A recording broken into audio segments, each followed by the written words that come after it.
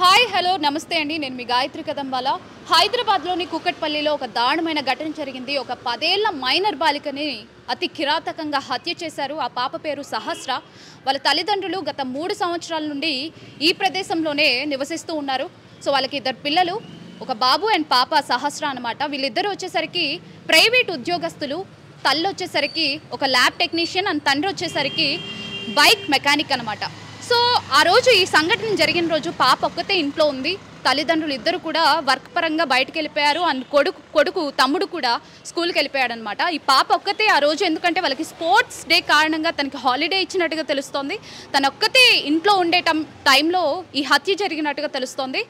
So around 10 to 11 ఈ టైంలో తన తండ్రి, ఎవరైతే తండ్రి ఉన్నారో ఆ ఇంటికి వెళ్ళి ఆ బాబు కోసం బాక్స్ తీసుకురావడానికి అయితే ఇంటికి వెళ్ళారనమాట. ఆ టైంలో రక్తపు మడుగులో ఆ పాప బెడ్ మీద పడి ఉండడం చూసి ఒక్కసారిగా భయాందోళనకు గురయ్యారు. 100 డయల్ చేసి పోలీసులకి అయితే సమాచారం అందించారు. అయితే ఇప్పటి వరకు కూడా పోలీసులు దర్యాప్తు చేస్తూ ఉన్నారు. కరెక్ట్ నిందితులు అయితే ఇప్పటి వరకు కూడా తెలియలేదు. ఇద్దరినైతే నిందితులుగా పక్కన పెట్టున్నారు. వాళ్ళని విచారిస్తూ ఉన్నారు ఎవరు చేశారు అన్నది. ఇక్కడ దగ్గరలో అయితే సీసీటీవీ ఫుటేజ్లు కూడా ఎక్కడా లేవు. మరి ఇప్పుడు ప్రెసెంట్ అయితే ఇక్కడ పోలీసులు దర్యాప్తులు చేస్తూనే ఉన్నారు. ఇక్కడ నివాసం ఉంటున్న అందరినీ కూడా ఒకసారి అడిగి తెలుసుకునే ప్రయత్నం చేద్దాం. ప్రెసెంట్ అయితే మనము ఈ సంఘటన స్థలంలో అయితే ఉన్నాము. సో ఈ హత్య ఎవరు చేశారు అన్న దాని మీద ఎవరి మీద అయినా అనుమానం ఉందా అన్నది ఇక్కడ వ్యక్తులని అడిగి తెలుసుకుందాం. సో అసలు ఎప్పుడు జరిగిందండి? అసలు ఎవరి మీద అయినా మీకు అనుమానం ఉందా? నమస్కారం అండి. ఇది నిజంగా చాలా దురదృష్టకరమైనటువంటి సంఘటన. ఇది గత సోమవారం రోజున ఉదయం పూట జరిగింది. 9:30 నుంచి 10:30, 11 ఆ లోపు జరిగింది అనేటువంటిది తెలియవచ్చినటువంటి విషయం. ఇక్కడ నిజంగా ఇది అసలు 10 సంవత్సరాల పాప మీద ఇటువంటి హత్య ప్రయత్నం జరగడం అనే హత్య జరిగింది అంటే ఇది నిజంగా చాలా చాలా సిగ్గుచేటు. ఇది అందరికి కూడా ఈ ప్రాంతంలో ఇంతమంది ఉన్నారు, స్థానికులు ఉన్నారు, ఎవ్వరు కూడా మాకు తెలియదు అంటే మనం అసలు ఎక్కడ బతుకుతున్నాం, మనం అడవిలో బతుకుతున్నామా, ఎడారిలో బతుకుతున్నామా, లేక ఇళ్ళ మధ్య బతుకుతున్నామా అనేటువంటి డౌట్ కూడా వస్తుంది ఇప్పుడు అందరికీ. ఇక్కడ గమనించినట్లయితే మొదట ఆ పాప ఇంట్లోనే ఉంది. అసలు ఇంట్లో ఒక పాపని వదిలిపెట్టి వెళ్ళడం తల్లిదండ్రుల తప్పు అని కూడా కొంతమంది అభిప్రాయం. ఈ రోజులో ఏంటంటే అత్తమామల దగ్గర లేకుండా ఈ యొక్క న్యూక్లియర్ ఫ్యామిలీస్ అయిపోయినాయి. ఇదే ఉమ్మడి ఫ్యామిలీస్ ఉంటే ఇటువంటి సంఘటనలు జరగడానికి అవకాశం చాలా చాలా తక్కువ. ఇది దురదృష్టకరమైన సంఘటన. ఇక్కడ గమనించినట్లయితే మనం ఆ పాప అనేటువంటి ఆమె ఇంట్లో ఉంది. తన యొక్క సోదరుడు అబ్బాయి స్కూల్లో చదువుతారంట. అతని గురించి కూడా వాళ్ళు బాక్స్ కట్టి వాళ్ళ అమ్మగారు ఆమె పని మీద వెళ్ళింది. ఉదయము ఆ పిల్లవాడు కోపంగా స్కూల్కి వెళ్ళాడు అని ఆమె చెప్పింది. కోపంగా ఎందుకు వెళ్ళాడు అనేది ఆ పిల్లవాడు తల్లి కూడా చెప్పాలి. కోపంగా ఎందుకు వెళ్ళాడు స్కూల్కి అంటే వాళ్ళ ఇంట్లో ఏదైనా ఆర్గ్యుమెంట్ జరిగిందా, ఏదైనా డిస్కషన్ జరిగిందా? ఇది మీరు బాబు మీద అనుమానిస్తున్నారా? కాదు. అక్కడ ఏమైనా గొడవలు ఏమైనా జరిగినాయా వాళ్ళ అక్కడ ఆ ప్రాంతంలో నైబర్స్తో కానీ అటువంటి గొడవలైనా జరిగినటువంటిది ఒక డౌటు. ఎందుకంటే ఇక్కడ ఇంకొక యాంగిల్లో కొంతమంది చెప్పడం ఏంటంటే క్షుద్ర పూజలు జరిగినాయి అనేటువంటి మాట అన్నారు. ఎందుకు అనాల్సి వచ్చింది ఆ మాట అంటే అక్కడ చాలా స్పష్టంగా గమనించినటువంటి విషయం ఏంటంటే 21 సార్లు ఆ అమ్మాయి మీద ఘాట్లు ఉన్నాయి.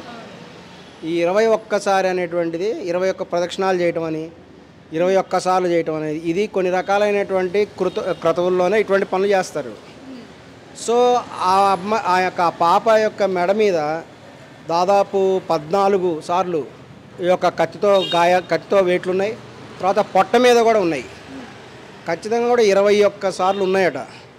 అంటే అక్కడ అనుమానించడానికి కూడా సీసీటీవీ ఫుటేజ్లో ఎవరు కనిపించలేదు. పైకి వెళ్ళినట్టు కానీ కిందకు వచ్చినట్టు కానీ ఏమీ ఆధారాలు లేవు. మరి ఎవరిని అనుమానిద్దాము అని అనుకుంటున్నారు? అక్కడ వాళ్ళు సీసీటీవీ ఫుటేజ్ లేదు కాబట్టి చుట్టుపక్కల ఇప్పుడు ఈ రోజు అంతా గూగుల్ మయం అయిపోయిందండి. శాటిలైట్ ద్వారా కూడా తీయచ్చు. సీసీటీవీ అనేది చాలా చిన్నది కాకపోతే కొంచెం లేట్ అవుతుంది అంతే.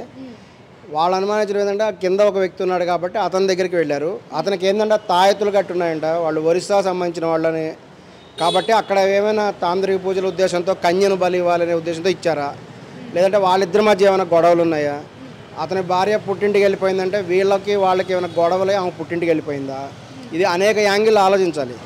అతని చేతికి ఉన్నటువంటి తాయెత్తు ఉంది.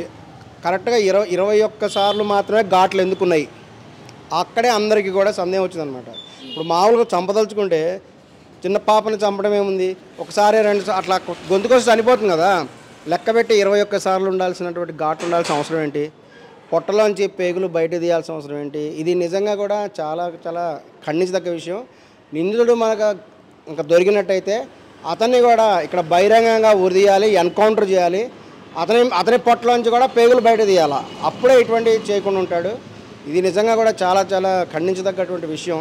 కానీ వాళ్ళు చెప్పేది ఏంటంటే మంత్రం అనేటువంటిది ఏం జరగలేదు, క్షుద్ర పూజలు ఏం జరగలేదని చెప్తున్నారు. అతని చేతుకునేటువంటి తాయిత్ మరి ఎందుకున్నది, వాటన్నిటి కూడా లోతుగా కూడా అధ్యయనం చేయాల్సినటువంటి అవసరం కూడా ఉంది.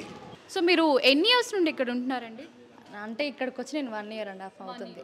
అయితే ఈ 1.5 years నుండి వీళ్ళ సహస్ర ఆ పాప ఎవరైతే చంపబడ్డారో ఆ పాప వాళ్ళ పేరెంట్స్ గొడవలు చేసుకోవడం కానీ అవి ఏమైనా చూసారా మీరు? అంటే ఇక్కడ అంటే తెలుస్తుంది, ఇక అంత దూరం మాకేం తెలుసు చెప్పు, మాకు అసలు ఏం అంటే కొంతమంది ఏమంటున్నారంటే ఆ పాపని 21 సార్లు పొడిచారు కాబట్టి ఇది క్షుద్ర పూజలుకి కారణంగానే చేసినట్టుగా ఉంది అని చెప్పేసి అంటున్నారు. మరి ఈ ఏరియాలో ఎప్పుడైనా నిమ్మకాయలు కానీ పసుపు కానీ అవి కనిపించాయా మీకు? మేము ఉండేది ఇక్కడ, వాళ్ళు ఉండేది అక్కడ. మాకు అసలు ఆ పాప తెలియదు, ఆ ఫ్యామిలీనే మాకు అసలు టచ్ లేదు, మాకు అసలు తెలియదు వాళ్ళ గురించి. ఇక్కడ అంటే చెప్పండి, పిల్లలు ఆడుకుంటూ ఉంటారు కదా, అమ్మ ఇక్కడికి రాదు అసలే. మా చుట్టుపక్కల పిల్లలు, ఆ పిల్లలు మేము వీళ్ళు ఆ పక్కల అంతే, ఇంకా ఆ పిల్ల అసలు రాదు, అసలు మాకు అసలు తెలియదు ఆ పాప. మరి ఇలాంటి ఇన్సిడెంట్స్ ఇక్కడైనా జరిగింది, మరి ప్రీవియస్గా ఏమైనా జరిగాయి ఇలాంటి ఇంతవరకు ఏడలేదు, ఇప్పుడే ఫస్ట్ టైం, ఇదే ఫస్ట్ టైం. అవును, ఇంతవరకు ఏం లేదు. మరి ఇలాంటివి విన్నప్పుడు మీకు కూడా పిల్లలు ఉంటారు, మీ ఇంట్లో కూడా పిల్లలు ఉంటారు కదా, మరి ఎలా అనిపిస్తుంది మీకు? భయం వేస్తుంది. ఇప్పుడు బయటికి ఆడుకుంటాను పంపించడానికే భయం వేస్తుంది మాకు ఆ పిల్లల్ని. మరి ఎవరు అట్లా చేసిరో వాళ్ళ ఫ్యామిలీ మెంబర్సే అంటారు చాలామంది, లేకపోతే అపార్ట్మెంట్లో ఎవరో అనుకొని చేసినట్టు అని అంటారు. ఇంకా మనకు కూడా క్లారిటీగా తెలియదు అన్నప్పుడు మనం మాట్లాడొద్దు కదా అట్లా. సో ఇక్కడ చూస్తూ ఉంటే చాలామంది అసలు ఆ పాప వాళ్ళ ఫ్యామిలీ మెంబర్స్ కూడా ఎవరితో ప్రాబ్లం లేదు, ఎవరితో గొడవలు లేవు అని చెప్పేసి కూడా అంటున్నారు. వాళ్ళ ఫ్యామిలీ రిలేటివ్స్ వల్లే ఇదంతా జరిగింది అంటున్నారు కొంతమంది వచ్చేసరికి క్షుద్ర పూజలు అని చెప్పేసి అనుమానం వ్యక్తం చేస్తున్నారు. మరి ఇవంతా తెలియాలంటే పోలీసులు ఈ రంగంలోకి దిగాల్సిందే. మరి వాళ్ళే ఏది నిజం ఏది అబద్ధం అన్నది వాళ్ళే తేల్చాల్సిందే. అప్పటి వరకు మనం వెయిట్ చేయాల్సిందే. హాయ్ అండి, చెప్పండి. సో సహస్ర అనే పాప, చిన్న పాప, ఒక మైనర్ బాలికని ఇంత కిరాతకంగా హత్య చేశారు కదా. మరి ఒక బాలికకి సమాజంలో సేఫ్టీ లేకుండా పోయింది. తల్లిదండ్రులు ఇంట్లో వదిలి వెళ్ళిన వెంటనే కూడా ఇలాంటి దారుణాలు అయితే జరుగుతూ ఉన్నాయి.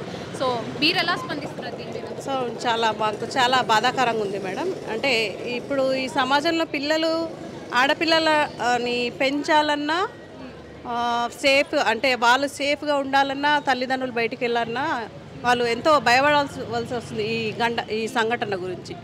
సో దీని గురించి మనకు కొంచెం గవర్నమెంట్ కూడా ఏదైనా యాక్షన్ తీసుకోవాలి, కానీ కఠినంగా శిక్షించాలని అనుకుంటున్నాను. అంటే నిందితులను తెలియని పాప ఏదో కక్షతో ఏదో చేసి ఉంటారు అని అనిపిస్తుంది అట్లా మేడం. అంటే ఆ కుటుంబంకి బయట గొడవలు ఏమైనా ఉన్నాయా, లేకపోతే క్షుద్ర పూజలు అంటున్నారు కొంతమంది? నో మేడం, మాకైతే ఐడియా లేదు. మేము మామూలుగా వెళ్ళాం కాబట్టి ఇక్కడే పక్కన వర్క్ చేస్తాం. ఈ ఏరియాలో ఇలాంటిది ఎప్పుడైనా జరిగిందా? ఇదే ఫస్ట్ టైం? లేదు మేడం, జరగలేదు, ఫస్ట్ టైం. సో మీరు పోలీసులకు కానీ ప్రభుత్వానికి కానీ ఎలాంటి చర్యలు తీసుకోవాలంటారు మీరు? అంటే సేఫ్, అంటే అమ్మాయిలకి రక్షణ కల్పించాలి. అంటే ప్రతి గల్లీలో కానీ సీసీ కెమెరాస్ పెట్టాలి. మామూలుగా మనకి షీ టీమ్స్ అనేవి ఉండే కదా, అట్లా కొంచెం ఏదైనా ఏర్పాటు చేయాలని అనుకుంటున్నాను. Thank you. ఓకే.